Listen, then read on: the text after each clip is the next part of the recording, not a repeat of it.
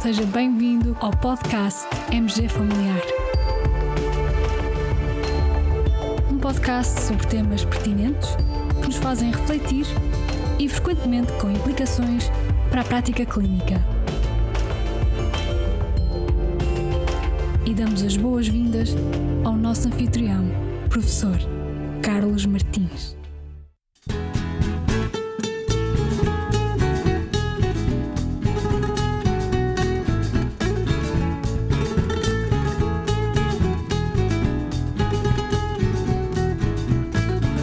Olá e bem-vindos a mais um episódio do nosso podcast. Na nossa prática clínica é comum acompanharmos grávidas com sintomas de refluxo gastroesofágico, queixas de dispepsia ou pirose. Nestes contextos surgem frequentemente dúvidas sobre a segurança dos medicamentos usados para reduzir, a acidez gástrica, como os inibidores da bomba de prótons e os antagonistas dos receptores H2. Nos últimos anos, alguns estudos observacionais levantaram a hipótese de uma possível associação entre a exposição intrauterina a estes fármacos e um aumento do risco de perturbações do neurodesenvolvimento nas crianças, como a perturbação de hiperatividade, déficit de atenção ou autismo. Mas até que ponto é que essas associações são reais e clinicamente relevantes? E é sobre este assunto que falamos hoje, com base num artigo publicado muito recentemente, no passado dia 7 de janeiro, na JAMA. A pergunta de investigação deste estudo foi a seguinte: a exposição pré-natal a medicamentos supressores da acidez gástrica está associada a um maior risco de perturbações neuropsiquiátricas nas crianças? Esta pergunta também se torna relevante porque bem sabemos que estes medicamentos são amplamente prescritos durante a gravidez e porque qualquer potencial risco para o neurodesenvolvimento infantil gera naturalmente preocupação entre profissionais de saúde e famílias. Os autores realizaram então um estudo de coorte retrospectivo utilizando a base de dados do Serviço Nacional de Saúde da Coreia do Sul. Foram analisados mais de 2,7 milhões de pares mãe-filho, com nascimentos entre 2010 e 2017, e seguimento das crianças até 2023, com uma média de mais de 10 anos de acompanhamento. A exposição foi definida como a prescrição, durante a gravidez, de pelo menos um inibidor da bomba de prótons ou um antagonista H2. Os outcomes avaliados incluíram várias perturbações neuropsiquiátricas diagnosticadas na infância, como a perturbação de hiperatividade e déficit de atenção, perturbações do espectro do autismo, perturbações neuropsiquiátricas graves e perturbação obsessiva-compulsiva. Um dos pontos fortes deste estudo é que os autores usaram dois tipos de análise. Por um lado, usaram modelos ajustados por Propensity Score, comparando crianças expostas e não expostas. Por outro lado, analisaram análises com controle por irmãos, comparando irmãos da mesma família em que um foi exposto durante a gravidez e outro não.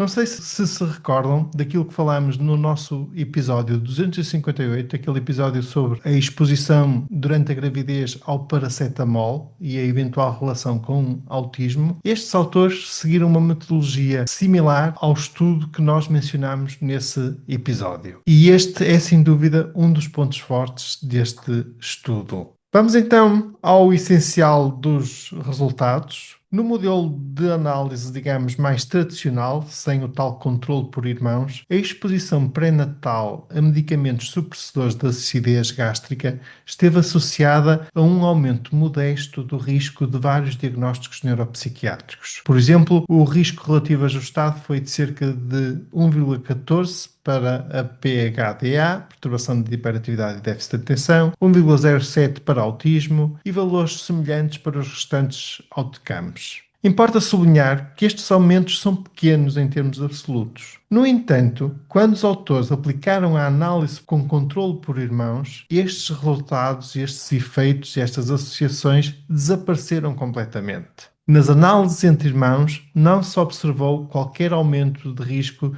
de perturbação de hiperatividade, déficit de atenção, de autismo, de perturbações neuropsiquiátricas graves ou perturbação obsessiva-compulsiva associada à exposição intrauterina a estes medicamentos. Os hazard ratios aproximaram-se sempre de 1, sem significância estatística.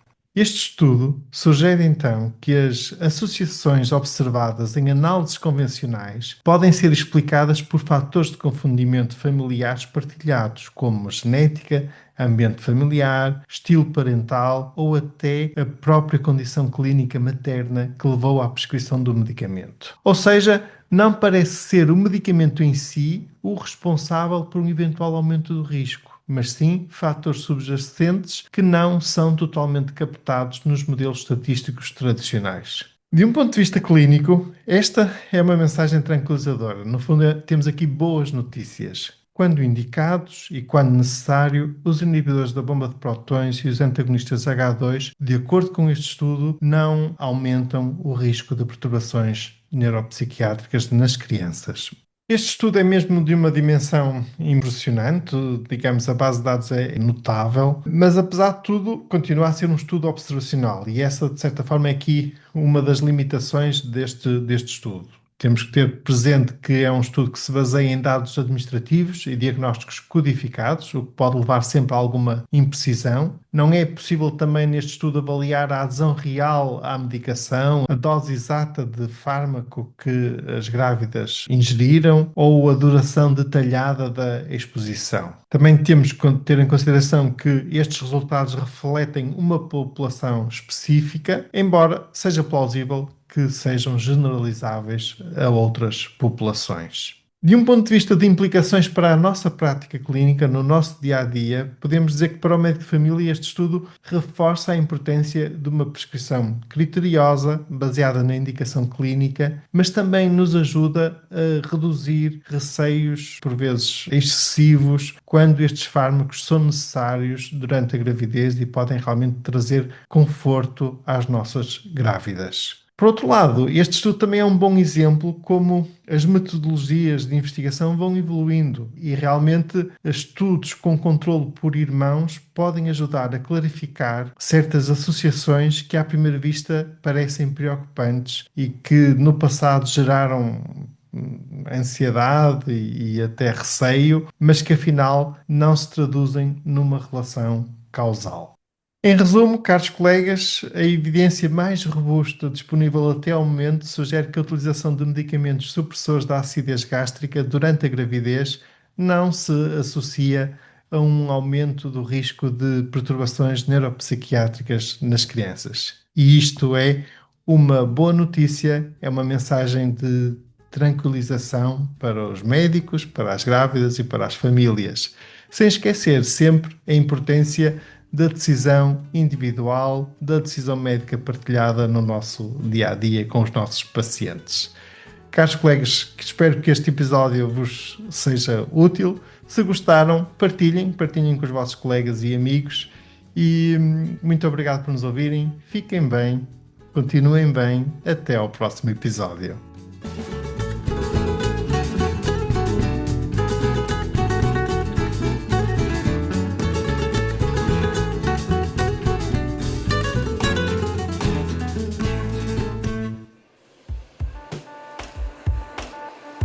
E terminamos assim esta edição do podcast MG Familiar. Muito obrigada por nos ouvir. Se desejar completar a sua leitura, muitos dos conteúdos abordados neste podcast estão disponíveis em www.mgfamiliar.net.